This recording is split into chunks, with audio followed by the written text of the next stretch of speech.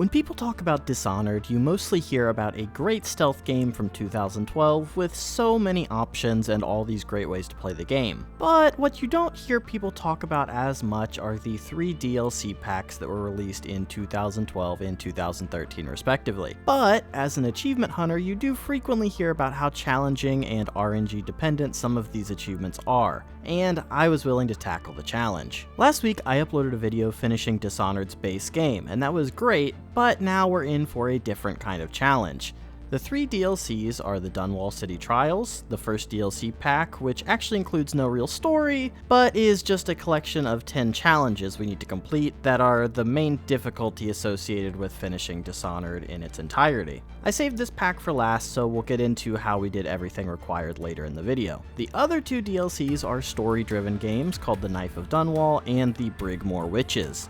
In these DLCs, we play as this guy named Dowd, who we fought in the first game. He has similar powers to the original character Corvo, so he will be pretty interesting to pilot. We have a total of 30 achievements to grab across these 3 DLCs, so I hope you enjoy doing everything in Dishonored's DLCs. So we're gonna start with the first story DLC, the Knife of Dunwall. So in these story missions, we're playing as Dowd, the titular Knife of Dunwall. And why might he be called that, you may ask? Well, he's the leader of this big group of assassins you encounter in Dishonored story mode, and he was responsible for killing the Empress, which kicked off the main story to begin with. We get a review of that story point, and then we find ourselves in the Void. The Void is the domain of the Outsider, the mysterious figure who gives our main characters his powers that allow him to move faster, jump higher, and teleport short distances. He tells us our story is coming to a close, but he leaves us with some parting words. We need to find someone named Delilah. It's now 6 months later, and we finally have a lead on Delilah. Our second in command is a woman named Billy Lurk, who uncovered there's a local baron named Rothwild who has a ship called the Delilah. So we're gonna break into his slaughterhouse and get some answers. A cool change for this DLC is Dowd can use his network of spies to purchase some favors before we even start the level. These will frequently make things a little more convenient for us, but aren't necessary by any means. It turns out we picked a perfect day for a quick break-in because the workers are on strike. We'll have an easier time getting into the plant, but maybe we'll be facing some lethal forces once we get inside of there. Billy gives us a cool rune that we can use to upgrade our powers, but we don't really focus on that too much in this playthrough. Honestly, I kind of forgot about them. You can do most of everything with just the default teleport. So now it's time for us to finally get into the action of this game.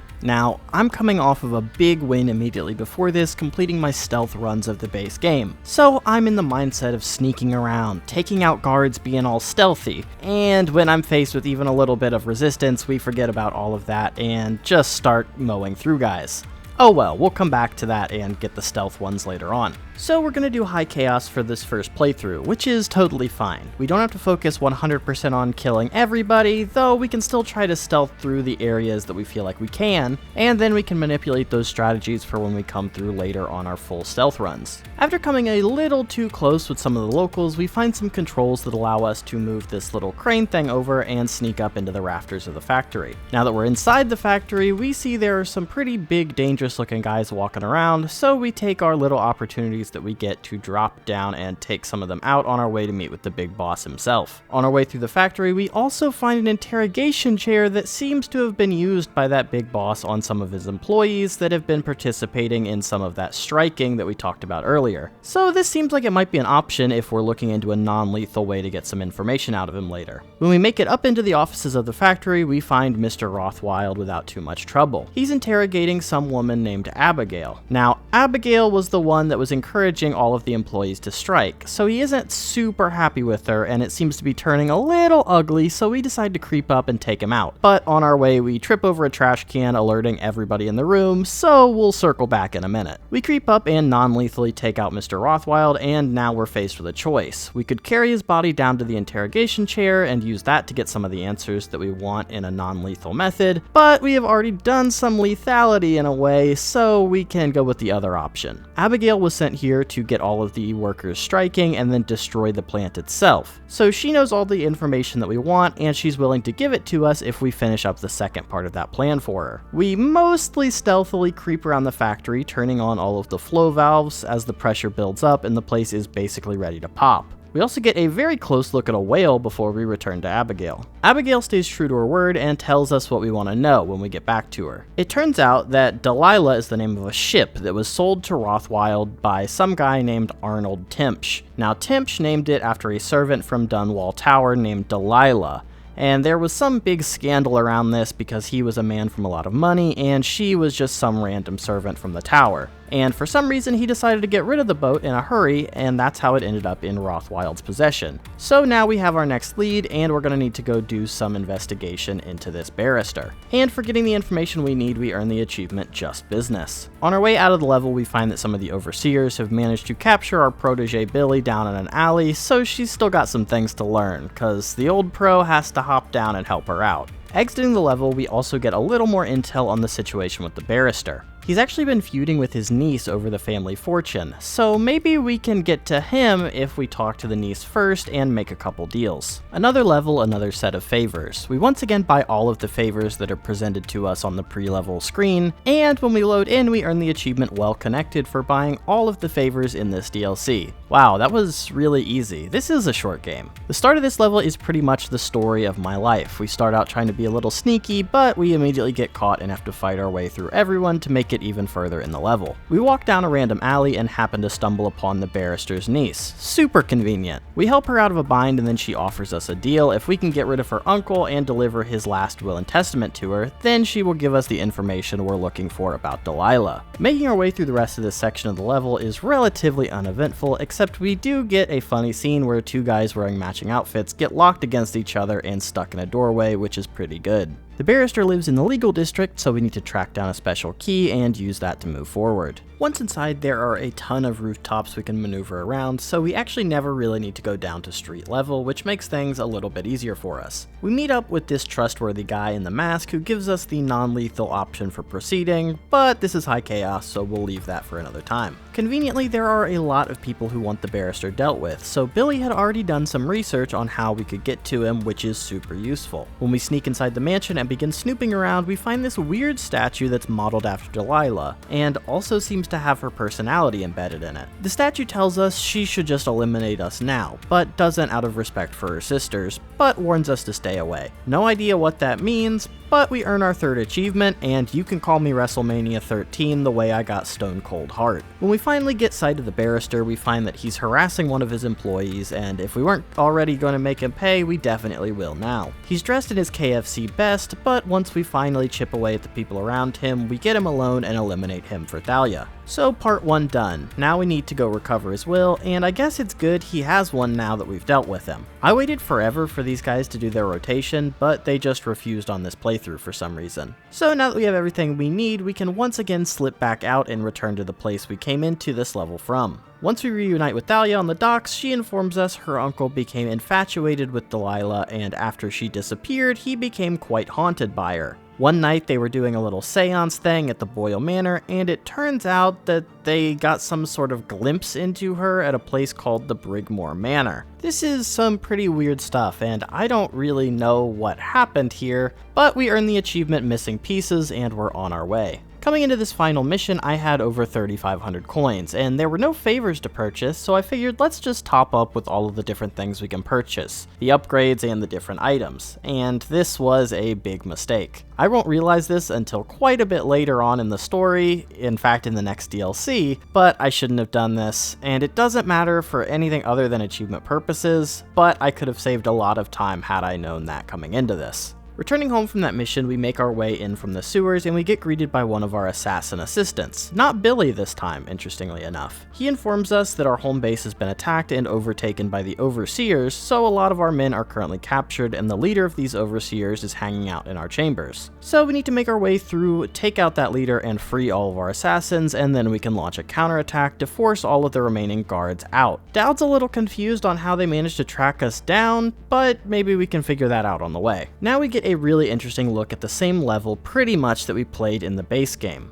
Originally, it was Corvo sneaking in to try to sneak up and take out Dowd, but now Dowd is on the offensive and he needs to sneak back into his own base, but the whole level is the same, so we kind of know our way around already. Step 1 is to take out some of the guards and free our captured assassins. Once we have all of them released, we can launch our counterattack. Step 2 is to make our way to the leader of the Overseers, Overseer Hume, and take him out before we go and free the rest of our assassins. Once we have all of our assassins free, we can choose to either eliminate all of the remaining Overseers or capture them. This seems like kind of just a 50-50 on high chaos versus low chaos. As we're celebrating our big victory over the Overseer attack, we reunite with Billy and the rest of the assassins, but suddenly some mysterious woman appears above us. She appears to have used magic of some sort to get here, but we don't really know what the deal is with her yet. Then we get the big reveal that our assistant assassin, Billy, was actually the one that informed the Overseers of our location. She was hoping they would come weaken us and she would be able to take over as leader of the assassins, but it actually turns out that this woman that appeared is Delilah. Delilah and Billy were working together. So now Billy gives us the chance to fight her to the death for the opportunity to control the assassins once and for all. Unfortunately for Billy, we've played Dishonored, so we know that the final face-off is Corvo and Dowd, and Billy was nowhere to be seen, so the apprentice is no match for the master. We take her out and go on with her day. We get some final story dialogue from the outsider, but this will continue in the second DLC, so it's not super important. But at least when we get to the final scoreboard, we earn the achievement No Regrets for finishing the game in high chaos. So that's the Knife of Dunwall complete for the first time. Like I said, these are pretty short DLCs, only 3 missions apiece, so we can get through them pretty fast. I actually did this whole playthrough in one sitting, but now we have a couple more tasks we need to do, including a low chaos, full stealth playthrough, and a couple miscellaneous achievements we can do as well. So let's do those miscellaneous achievements real quick, and then we can start our second playthrough, and then move on to the second DLC. Achievement number 6 is called Rats and Ashes, and we earn it by taking out some of the guards by attaching an electricity mine called an arc pylon to a rat and then having the enemies enter the range and they get shocked. This kind of speaks to the ingenuity of the game and all the different ways you can take out enemies, because I never would have thought of doing this if there wasn't an achievement for it. Achievement 7 is another one that I would have never thought of if not for the achievement. It's called Message from the Empress. There's a statue of the Empress in the 3rd level, and we need to get on top of it and lure an enemy below us so that we can perform a high drop assassination. Now we get to restart the DLC and finish up the first 2 levels with perfect stealth, no kills, no detections. The end of this DLC is really where it shines though, when you come into the final confrontation with Billy and Delilah. Billy actually admits that she was the one that was going to betray us, but since we have taken this righteous path the whole playthrough, she will not be betraying us and instead gives us the option of killing her or letting her go. But Delilah is still here and informs us that if Billy won't eliminate us, well, then the Brigmore Witches will, and we say, bring it on. Of course, in this playthrough, we chose to spare Billy, and when the scene ends, we earn the achievement Whisper Ways for completing the Knife of Dunwall without alerting anyone, and Cleaner Hands for completing it without killing anyone. We get the much nicer closing sequence where Dowd is on the redemptive path, which makes a lot of sense because when we earn the achievement for completing the game in low chaos, it's called Redemptive Path. So now we have finished the Knife of Dunwall, and we can get into the second DLC, the Brigmore Witches. So there's an interesting new mechanic right off the bat here. We can actually import our saved games from the Knife of Dunwall into the Brigmore Witches, which means we would start with the powers and the things that we've unlocked in the first DLC, and also bring in the money that we made as well. It also gives us the option of bringing either our low chaos or our high chaos playthroughs that we've already done, so it doesn't really matter what we decide, but we went with low chaos because I thought maybe it would make things a little bit easier. The second DLC starts with us facing off with Corvo. As he enters our base, we have a little duel with him, but for some reason, at one point he disappears and literally never comes back. This was definitely a bug because I had to restart my game and then things went correctly. This time we finish our face-off with Corvo and we get the killing blow on him, but then we wake up and discover that this was just a dream we were having about the assassin coming to take us on. But that little bug was worth it because we earned the achievement Parting Shot for attempting the killing blow on Corvo. Now that we've had the falling out with Billy, she is no longer our second in command, so we'll be dealing with a lot of the other assassins throughout this DLC. Our first order of business is to gain access to a ship that will be able to take us to the Brigmore Manor, and the only person that we know that will be able to do that for us is Lizzie Stride. However, she is currently being held in Coldridge Prison, which is another place that we will be visiting from the first game, as that was the base level that Corvo had to escape from. Similar to the first DLC, this one also has those favors that we can purchase before starting out each level, and this first prison level actually has a really cool one where you can take on the costume of one of the overseers to allow you access to certain parts of the prison. Super cool getting to see it from a different perspective. There are a few differences with the prison now though. Since Corvo broke out, security has been upped quite a bit, so we're going to have a harder time maneuvering around some of these areas. We start with incapacitating some of the guards before we make our way to the guard shack where they have the book where all of the prisoners are being held. So from there we can get the cell number that Lizzie Stride is being held in, and then go back and unlock that cell before we make our way over to her. Once we open up Lizzie's cell, she's a little bit too weak to make it out of the prison, so we're gonna have to carry her, which is fine because she agreed to help us out on making our way up to the Brigmore Manor, as long as we can get her out of the prison and return her to her ship. Now, she also has a little issue where her second in command double-crossed her and is now piloting her ship, so we're gonna need to deal with that issue. But that'll be for the next mission. We deliver Lizzie to the sewers and our awaiting assassin and earn the achievement Breakout, but we do get a shocking reveal. We actually managed to do this level fully stealth, but we just killed a couple of people, which we actually could have 100% avoided. I killed them on purpose because I thought we were going to do high chaos, but it is what it is. At least we know we can do this level stealthy now. So now it's time for us to step into the second mission. So we're walking into some streets where there is a war going on between the Hatters and Lizzie's gang, the Dead Eels. So these guys are fighting over control of the streets, but we don't really care about their feud, we just want to get to Edgar Wakefield and take the boat back for Lizzie. But neither of these groups are particularly big fans of us, so we do have to maneuver a little carefully. Immediately after stepping out into the streets, we see that the gangs are already at each other's throats, so naturally we're looking to get our chaos level a little bit higher after ending on low last time, so we get right in there. We find some weirdo who's been keeping a locket of Lady Emily's hair who got visited by Delilah recently and she came to take it. That seems like it'll be relevant, but he just seems like kind of a freak right now. After a little bit of wandering, we finally make our way onto the riverfront where Lizzie's boat is being stored. We see a figure sitting on a roof nearby, but they teleport away when we look at them. I assumed this was one of our assassins, but it turns out to actually be one of those dastardly Brigmore Witches. We learn that Wakefield has sealed himself in the cargo hold underneath the ship, but that's actually good for us because we can swim under the boat and get easy access to him from below. We try to talk with Wakefield. That's normally the option to spare someone, but he actually kind of freaks out and we have to eliminate him. Then everything's great because Lizzie shows back up and she can take over her crew. Except it's not that great. We could have sailed away right now, except the other gang managed to steal the ship's engine coil, so we need to go get that back. You might think we could just go in guns blazing and rush through the other gang, but the leader has actually rigged their base to be filled with toxic gas if he perishes, so now we have that to contend with as well. But at least Lizzie's crew isn't trying to hunt us down anymore. Getting into the Hatter's base is easy enough, but once we're inside, things get a little more challenging. There are a load of enemies walking around,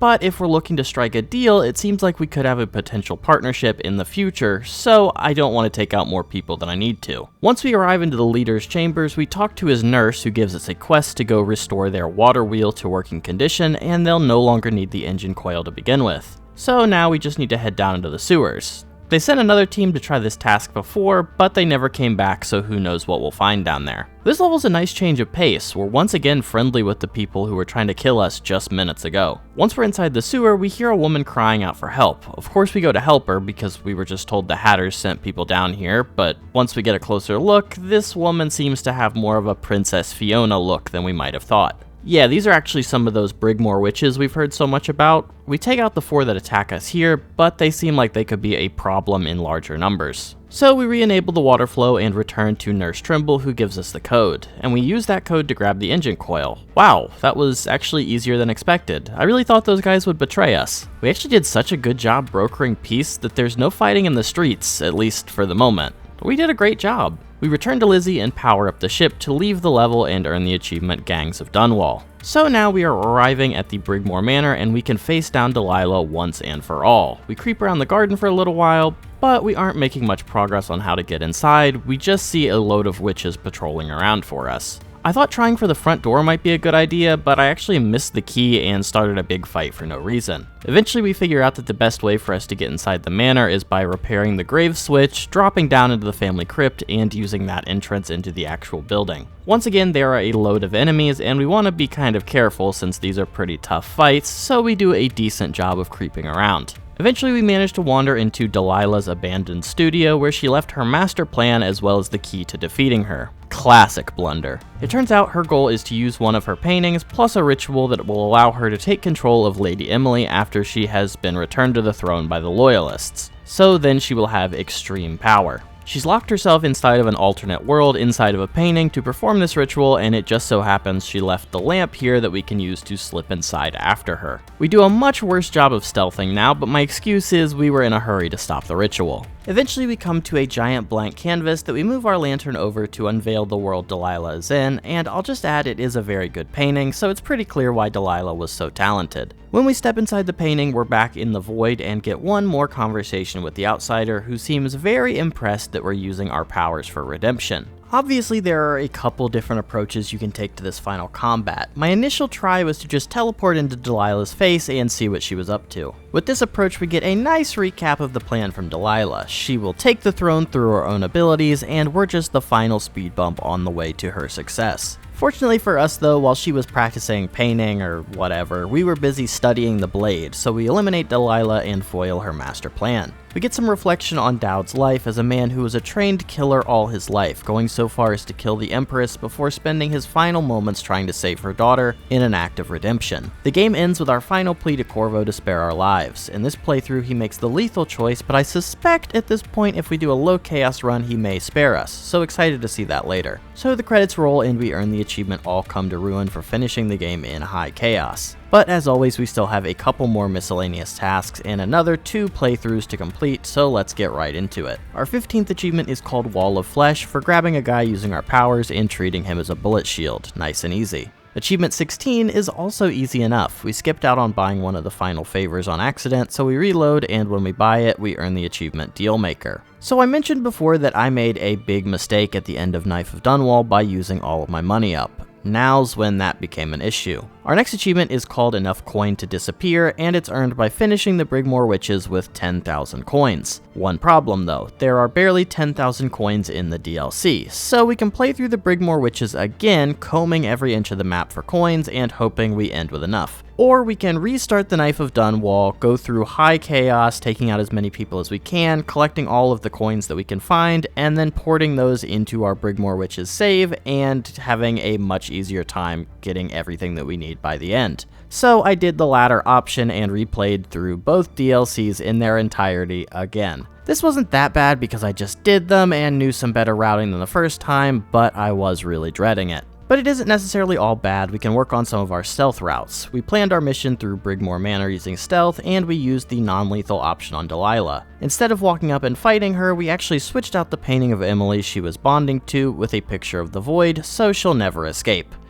Yikes. We get our answer on the Corvo question from earlier. If you're low chaos, he lets you live, which has interesting implications about how we made our choices in the first game. But now that we've finished, we exit the level with 10,000 coins to earn enough coin to disappear, and we actually finished the game on low chaos, so we earn the achievement Changed Ways. Now we only need to do one more full stealth playthrough to finish out the achievements, so we take it from the top one more time. We have our routing pretty down by now. We did Coldridge Prison full stealth and the Manor full stealth already, so really all we need to do is learn the middle level. And once we get that down, we finish up this DLC once and for all and earn the achievements Cleanest Hands for not killing anyone, and Silence is Golden for not alerting anyone. So those are the story DLCs finished. I think they added a lot to the enjoyment of the base game, but now it's time for the DLC that I've been dreading from the start. So the first DLC released, but the final DLC we will be looking at is the Dunwall City Trials. So there is a lot to say about these trials. These are the achievements that make people not want to play this game ever again. They are heavily RNG driven, and they can drive you crazy with how long some of the missions can take. There are 10 missions at the default difficulty that we will need to complete and get a 3-star rating on. So to get a 3-star rating, we will need to score 30,000 points that get determined by a number of factors. Some of them are stealth based, some of them are kill based, some of them are combo based, things of that nature.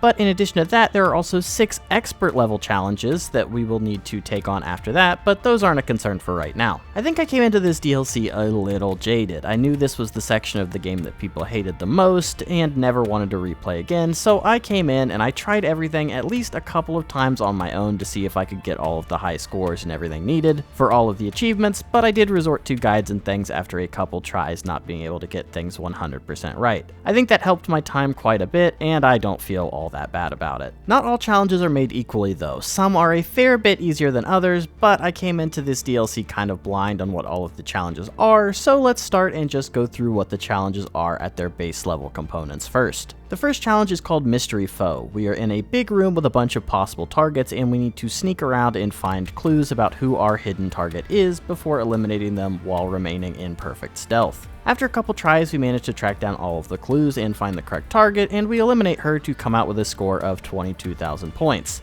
Obviously, we'll need to do better to get the 30k we need for 3-star, but we can circle back on that later. The second challenge is another pure stealth mission called Burglar, where we need to get inside a heavily guarded mansion and recover 6 eggs in addition to as many jewels and coins as we can possibly carry. These 10 levels also have 10 hidden Emily dolls that we need to track down for another achievement. I didn't know that coming in, so we find our first doll in this level, and it was pretty surprising. You do have the option of knocking out or killing some of the guards, but doing that will lower your score. So I made the mistake of just trying to get as many of the guards as possible out of the way the first time through, which means that I exited the level with slightly below 30,000 points, so we'll need to come back to this one again. Minigame 3 is called Back Alley Brawl, so this is kind of just a wave-based survival where we start with some basic supplies with different enemies spawning in. We take out those enemies, and then every couple rounds we get some new powers or some health and mana potions. An interesting thing about this level though is that the enemies that spawn are random to a certain extent, so you can get some enemies from the base game belonging to warring factions, so they will attempt to fight each other instead of fighting you to begin with.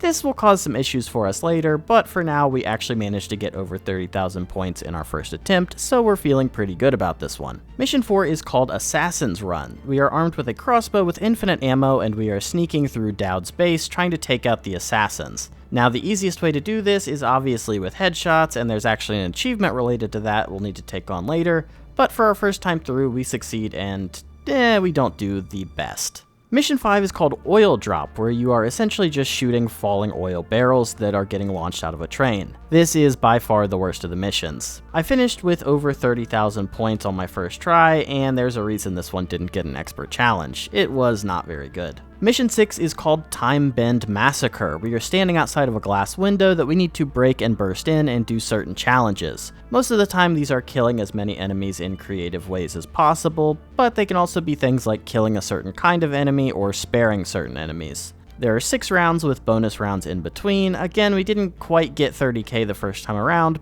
but there are achievements for this anyway, so we'll have to come back. Mission number 7 is called Kill Chain. It's just that, killing enemies in interesting ways, but chaining them together with a 3-second timer between them. This was probably my second least favorite. It never really clicked, but I did only play it once as I scored over 30,000 points on my first attempt. Mission number 8 is called Bonfires. So we're in this big map out in the void, and there are these red dots that randomly spawn around the map. These are the bonfires that we need to use our dash ability to go tag. This will score us more points and spawn the next bonfire. This is probably one of the most hated missions in this DLC, but I actually kind of liked it, and it took a little bit to grow on me, but it was fun. Mission 9 is about as simple as it gets. We are literally racing a train to the finish line with our dash ability. But things are a little bit trickier than you would initially assume because the train is beating us to the finish line quite badly, so I guess maybe there's a little more tech here, but again, we can come back later. And finally, Mission 10 is called Kill Cascade, where we need to perform drop assassinations from increasingly great heights.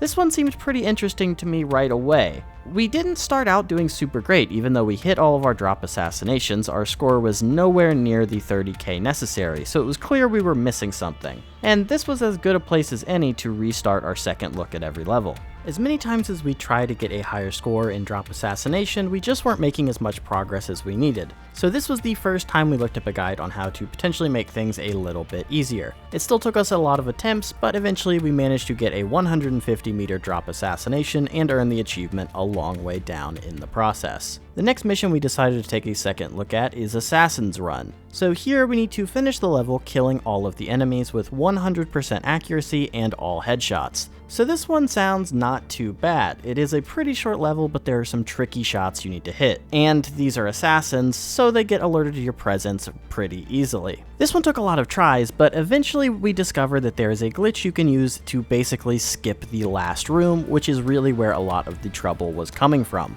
Like I said, we'll do whatever it takes to get these achievements. And here we earn the achievement Head Hunter. Our next goal is to return to racing the train. So when I looked at this level the first time, I actually had the idea that maybe we could get on top of the train and then just jump off of it at the last second in front of it, and it turns out that that is actually the correct method. I was just looking at the wrong place to board. So we hop on and ride that train all the way to the end, and we beat the train to earn the achievement Assassin vs. Machine. After that, we take a little bit of a break from the challenges to go around to all of the levels and collect those hidden dolls we were talking about. Eventually, when we collect all 10 of them, we earn the achievement Mrs. Pilson's Remorse. The final doll that we found there was in Mystery Foe, and that was no accident, because it's time for us to return and go for our next achievement. In here, we need to maneuver around and find and eliminate our target without using any of our supernatural abilities. This was kind of annoying. It felt like it was a lot of RNG just getting lucky with the target being someone in a good place for us to assassinate. The best advice there seems to be for this mission is basically just get lucky. Eventually we managed to get natural talent by having one of the guards that was walking around, and we managed to catch him on his route. Next up, we decided to take another look at bonfires. Now this one started out pretty rough for me, but the thing that we need to do is hit 6 different tricky jumps. Now these jumps are performed by jumping from one specific spot to another specific spot, normally through something, over something, or with a dash needed mid-air to perform it properly. And it doesn't seem too hard, except the order of the bonfires is random, so the time that you get back for hitting a bonfire only increases your overall timer by a little bit, and sometimes you just cannot get into the correct position to be able to get all of the tricky jumps. But after enough resets, we do manage to earn the achievement Daredevil for getting all 6 of the tricky jumps in one single playthrough, though it did take quite a bit of time. Our next goal is to complete Time Bend Massacre without failing any of the rounds, including the bonus. So there's a little bit of randomness that happens when you have so many enemies moving around and so many weapons being fired. But honestly, these weren't too bad, and we managed to get through all of the levels with only 3 resets to earn the achievement Time Management. Our next achievement is one that I have been dreading since the very start of this game, but we actually managed to do it with relatively little difficulty. And that's in large part because we got extremely lucky. I mentioned before how in Back Alley Brawl, there are different factions that can spawn and start to fight each other. Well, how they actually fight is kind of RNG because they can kill each other very quickly, and for the achievement By My Hand Alone, we need to kill every single enemy and make it to round 13. So we can have a situation where one single enemy gets killed by someone that isn't us, and we have to restart our whole run. This can be extremely annoying, and I have heard some truly horrible stories about people getting extremely unlucky with this achievement, but we actually managed to do it fairly quickly. The biggest tip that I can give is to remember how the enemies are going to spawn. For example, in round 8, only members of the Overseer group will spawn, so you can go up on a roof and take things nice and slow to chip down the enemies. But on rounds where there are enemies from warring factions, you need to do your best to take out these small groups so that all you have left is a group that won't kill each other. That'll make things easier for you, but I'm not going to complain even a little bit because I feel like I got super lucky to get this done super fast and earn the achievement By My Hand Alone. So at this point we have got the 30,000 points on all of the normal difficulty levels, and we can start working on the expert levels as well. For the most part, these expert levels are basically the same thing as the basic levels, but they've just taken away your powers and increased the difficulty of the AI, so it really isn't that bad. Our first achievement-based stop is to enter the burglar level once again. This time we don't really care about our score, so we can just take the guards out and move around to collect all of these little figurine things. And once we grab all 16 of them, we earn the achievement Rare Collector. So now all that we have left is to get 30,000 points in all of the remaining expert challenges. I think the one that I was most impressed with myself with was bonfires. The amount of resets we had to do for the basic level, I guess, prepared us for how annoying this one was going to be, DLC, and it actually didn't take us very long at all. We managed to finish it up in just 7 resets, which felt very lucky because I was prepared for another long grind with this one. And finally, we raced the train one more time, getting over the 30,000 point mark and earning us our 30th and final achievement Void Star, so now we can officially say we have done everything in Dishonored, including all 3 of its DLCs. Whew, that was a lot. But how did we do? So, based on what I see online, we finished this game very quickly. It took me 50 hours to do all of Dishonored and all of its DLC, with 26 hours being the base game and 24 more for the DLC, which doesn't seem too bad at all compared to some of the 100+ hour playthroughs that I'm seeing online. So we feel pretty good about that, though the guides that we used for the Dunwall City Trials definitely sped things up quite a bit. I also think it might be kind of interesting for those Dunwall City Trials to see some of the highlights on how long it took me to do some of those achievements. For the Kill Cascade Basic, we reset 50 times, Assassin's Run 57, Mystery Foe 21, Bonfires 48, Back Alley Brawl 12, very fast, Kill Cascade Expert 18, and the Bonfires Expert 7. So based on those numbers, our hardest achievement was the Headhunter for getting all the headshots in Assassin's Run at 57 resets required. Now honestly, I kind of thought those numbers would be worse. I'm pretty happy with how quickly we managed to get through everything. And I'm very happy with Dishonored overall. This was an amazing game, and I would recommend it to anybody that enjoys these character-based action games. I am definitely looking forward to taking a look at Dishonored 2 and Dishonored Death of the Outsider so that we can get the full series wrapped up, though I haven't started playing either of those quite yet, so who knows when we'll get back around to it. But I'm sure at some point we will, because this was a blast to play. I hope it was as much fun for you watching as it was for me to play it, and I hope you will be encouraged to check out other videos on the channel. And if you missed the video just going over base Dishonored last week, hey, you could go check that one out as well. But if you got anything else to say, please feel free to leave it in a comment down below, and also your likes and subscriptions are always appreciated. And I hope to see you next week for the next achievement hunt. See ya!